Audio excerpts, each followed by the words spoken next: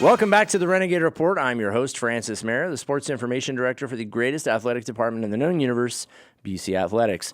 Today on the Renegade Report, we're talking to a special group of our athletes who don't play games. Not that there's anything wrong with that, Steve Lynch. You used to love playing games, didn't you? Oh, yes. Football games, basketball games, baseball, yeah. Plinko, quarters. Monopoly. Oh, Monopoly. Risk, you name it. Oh, have you finished a game of Risk? Does it end? I don't remember. It's been a long time. Yeah. Risk is like chess, but all kinds of complicated. Anyway, you don't play games, though, do you? No. No. Tell us your name. Emily Freeman. And Emily, you also didn't play a game called get closer to the mic. Chris is being rude. Okay. Hold on, Chris. Just tired from running cross country. Oh, you bet. Yeah. But you did not play the game of high school either. No, I didn't. I just got plunked into cross country in college, and I was like, I'm dying here. Help. Why am I here? Is that really what it was like? Well, yeah. I mean, because I didn't run like at all when I first started, and then they started running, and I was like a mile behind them. Like, where am I? Why am I here? They're obviously way ahead of me. So you felt like, hey, it's good to participate, and we don't want to discourage anybody from participating in student life at Bakersfield College. Right. But you thought, like, I don't know that I'm an intercollegiate athlete, right? Right. Like, I was like, I'm way back here, but... What's changed? Oh, what's changed? I've had a couple good semesters of really hard practice and good races, and now I feel like I am one. Yeah, well, I mean, I would say that you definitely are, and you're a good student. You're just the type of student athlete that we like to introduce to people in the public and say, this is BC. You came out of high school out of the high school time period, you were homeschooled with no formal athletic training, and now you're a competitive athlete. And now the women, you did qualify for the state tournament, didn't? Or Yes, the state meet. We were very happy about that. I bet you are. Did you have any idea that you'd be competing at this level when you got started? No, I didn't think I was going to make it to. I was just like, what's next? How do I get out of this? Right. When does it end? Yeah. What kept you sticking with it though?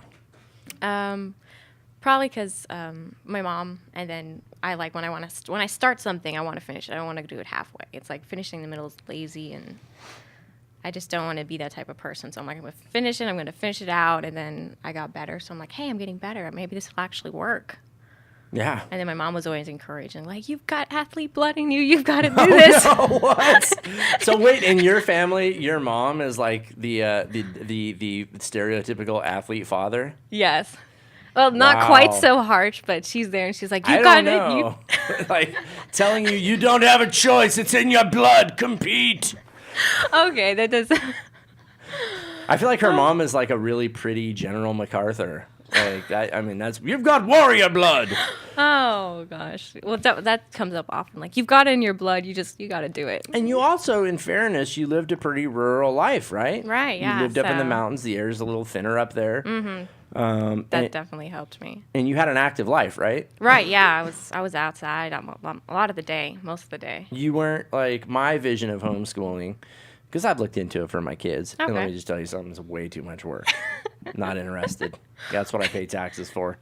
No, it's hard. You don't just tell your kids, hey, read these books. Catch up with me with ours. Yeah, exactly.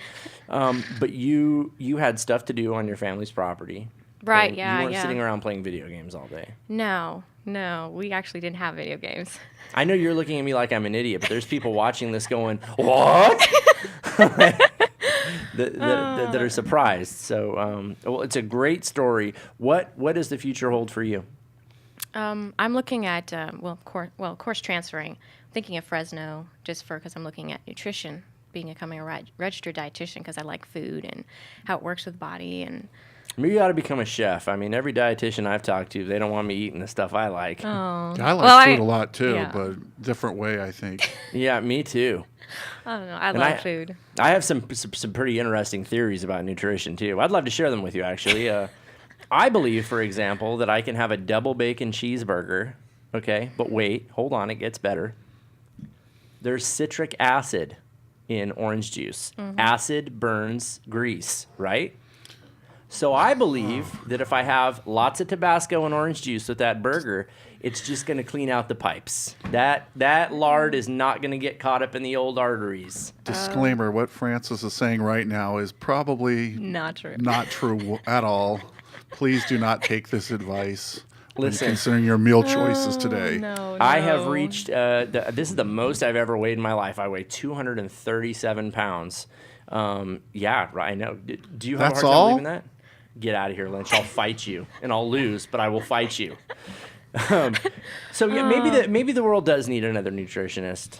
Yeah, I think so. Okay, well that's good. So you don't think the orange juice and Tabasco, that's a no? No. Orange juice is good. I mean, yeah, but the fat, I think, is going to stick with you. I don't believe you. Anyway, Lynch, do you want to weigh in on this? You think that this? I'm just wondering what the last completed level of science you finished in school. Actually, I went to school in Canada. Oh. And everything's different in Canada. Canada school was one of the real shaping. I'm making all this up. I think the last science class I took. What was the last science class I took? I took an earth science class. I've stayed away from the biology. Oh. 'Cause Obviously. Well, it's all magic. That's why. Uh-oh. I don't think we really know. Do we know? Do we know that fat's bad for you? Or is that just a There's theory? a certain amount that's good for you. It's just over that Aha. amount. But it's a very low certain amount. It's a low certain amount. Most people And eat you're over. supposed to get your fats from like nuts, not from greasy cheeseburgers. Do you think, Francis, at all, like cotton candy and an apple, because this weighs less, the cotton candy weighs less than the apple, that you're going to gain less weight? I know that's true. Okay. Oh. But there is Okay. a lot of sugar in the apple. Thank you. Thank you, Steve Lynch. These two. Bozos.